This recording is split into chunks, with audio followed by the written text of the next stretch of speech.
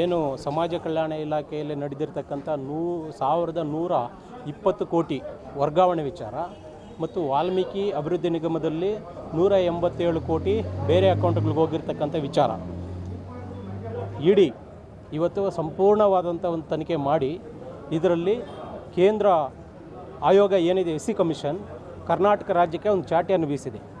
ದಲಿತರ ಹಣ SC STಗೆ ಸೇರಿರ್ತಕ್ಕಂಥ ಹಣ 14,000 ಕೋಟಿಯನ್ನು ಬೇರೆ ಕಡೆ ವರ್ಗಾವಣೆ ಮಾಡಿದ್ದೀರಿ, ಇದರ ಬಗ್ಗೆ ನಮಗೆ ವಿವರಣೆ ಕೊಡಿ ಅಂತ ಹೇಳ್ಬಿಟ್ಟು ಕೇಳಿದ್ದಾರೆ. ಆದರೆ ನಾನು ದಲಿತ ಪರ, ನಾನು ಹಿಂದುಳಿದವರ ಪರ, ನಾನು ಬಡವರ ಪರ, ನಿರ್ಗತಿಕರ ಪರ ಅಂತ ಹೇಳಿಬಿಟ್ಟು ಅಧಿಕಾರಕ್ಕೆ ಬಂದಂಥ ಸಿದ್ದರಾಮಯ್ಯ ನೇತೃತ್ವದ ಕಾಂಗ್ರೆಸ್ ಸರ್ಕಾರ ಇವತ್ತು ದಲಿತರನ್ನು ವ್ಯವಸ್ಥಿತವಾಗಿ ತುಳಿಯಕ್ಕಂಥ ಕೆಲಸ ಮಾಡ್ತಾಯಿದ್ದಾರೆ. ಇವತ್ತು ಒಬ್ಬ ಸಚಿವರಾಗಿರ್ತಕ್ಕಂಥ ನಾಗೇಶ್ ಅವರಿಗೆ ತಲೆದಂಡ ಮಾಡಿದ್ದಾರೆ. ಮುಂದೊಂದು ದಿನ SC ಮಹದೇವಪ್ಪನವರ ತಲೆದಂಡನೂ ಆಗುತ್ತೇನೋ ಅನ್ನೋ ಆತಂಕ ನಮ್ಮಲ್ಲಿದೆ. ಯಾಕಂತ ಹೇಳಿದರೆ ಹಣಕಾಸು ಸಚಿವರೂ ಸಹ ಮುಖ್ಯಮಂತ್ರಿಗಳಾಗಿ ಇದ್ದಾರೆ. ಮುಖ್ಯಮಂತ್ರಿಗಳಿಗೆ ಹಣಕಾಸು ಸಚಿವರಿಗೆ ಗೊತ್ತಿಲ್ಲದಿರ ಯಾವುದೇ ಒಂದು ನಯಾ ಪೈಸನೂ ಬೇರೆ ಅಕೌಂಟ್ಗೆ ಹೋಗೋದಕ್ಕೆ ಆಗೋದಿಲ್ಲ. ಮುಖ್ಯಮಂತ್ರಿಗಳ ಗಮನಕ್ಕೆ ಇಲ್ದಿರ 14,000 ಕೋಟಿ ಬೇರೆ ಕಡೆ ವರ್ಗಾವಣೆ ಆಗೋದಕ್ಕೆ ಸಾಧ್ಯನೇ ಇಲ್ಲ. ಹಾಗಾಗಿ ಇದಕ್ಕೆ ನೇರ ಮುಖ್ಯಮಂತ್ರಿಗಳೇ ಹೊಣೆ. ಹಾಗಾಗಿ ಬೇರೆಯವರು ತಲೆದಂಡ ಆಗಬಾರ್ದು. SC STಗಳೇ ಸಿಗ್ತಾರೆ ಇವರಿಗೆ. 2013ರಲ್ಲಿ ಪರಮೇಶ್ವರ್ ಅವರನ್ನು ಸೋಲಿಸ್ಬಿಟ್ಟು ಮುಖ್ಯಮಂತ್ರಿ ಆಗಿಬಿಟ್ರು. 2023ರಲ್ಲಿ ದಲಿತರಿಗೆ ಮತ್ತೆ ಮುಖ್ಯಮಂತ್ರಿ ಸ್ಥಾನ ಬರಬೇಕಾಗಿರ್ತಕ್ಕಂಥ ವಿಚಾರ ಬಂದಾಗ ಡೆಲ್ಲಿಯಲ್ಲಿ ಹೋಗಿ ಲಾಬಿ ಮಾಡಿ ಬ್ಲಾಕ್ ಮೇಲ್ ಮಾಡಿ ದಲಿತರ ಮುಖ್ಯಮಂತ್ರಿ ಸ್ಥಾನವನ್ನು ಸಿದ್ದರಾಮಯ್ಯನವರು ಕಿತ್ಕೊಂಡ್ರು.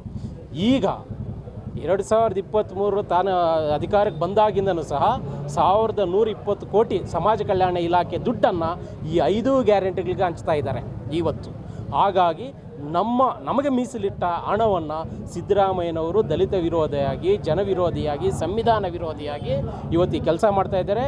ಅವರ ವಿರುದ್ಧ ನಾವು ಎಲ್ಲ ಸಂಘಟನೆಯವರು ಸೇರಿ ಮೊನ್ನೆ 18ನೇ ತಾರೀಕು ಕಾನಿಷ್ಕ ಹೋಟ್ಲಲ್ಲಿ ನಿರ್ಧಾರ ಮಾಡಿದಂತೆ 23ನೇ ತಾರೀಕು ಇದೇ 23ನೇ ತಾರೀಕು ಫ್ರೀಡಮ್ ಪಾರ್ಕಲ್ಲಿ ಒಂದು ಪ್ರತಿಭಟನೆ ಮಾಡೋದ್ರ ಮೂಲಕ ಕಾರ್ಯಕ್ರಮಕ್ಕೆ ಚಾಲನೆ ಕೊಡ್ತಾ ಇದ್ದೀವಿ.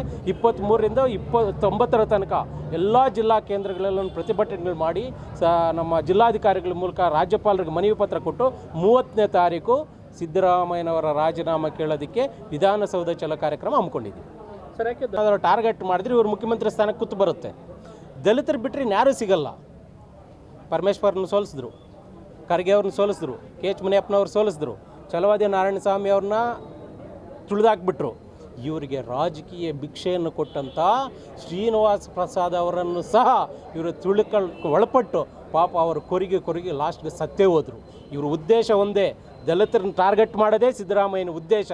ನಾವು ಕೇಳ್ತಾ ಇರ್ತಕ್ಕಂಥದ್ದು, ನೀವು ದಲಿತ ವಿರೋಧಿ ಆಗಿದ್ದೀರಿ, ನೀವು ರಾಜೀನಾಮೆ ಕೊಟ್ಟು ನಾನು ದಲಿತ ವಿರೋಧಿ ಆಗಿದ್ದೇನೆ, ಇನ್ನೊಬ್ಬ ಈ ರಾಜ್ಯದ ಮುಖ್ಯಮಂತ್ರಿಯಾಗಿ ದಲಿತರನ್ನು ಮಾಡಬೇಕು ಅಂತ ಹೇಳ್ಬಿಟ್ಟು ನೀವು ಆಚೆ ಬರಬೇಕು ಅಂತ ಹೇಳ್ಬಿಟ್ಟು ನಾವು ಒತ್ತಾಯ ಮಾಡ್ತಾಯಿದ್ದೀವಿ.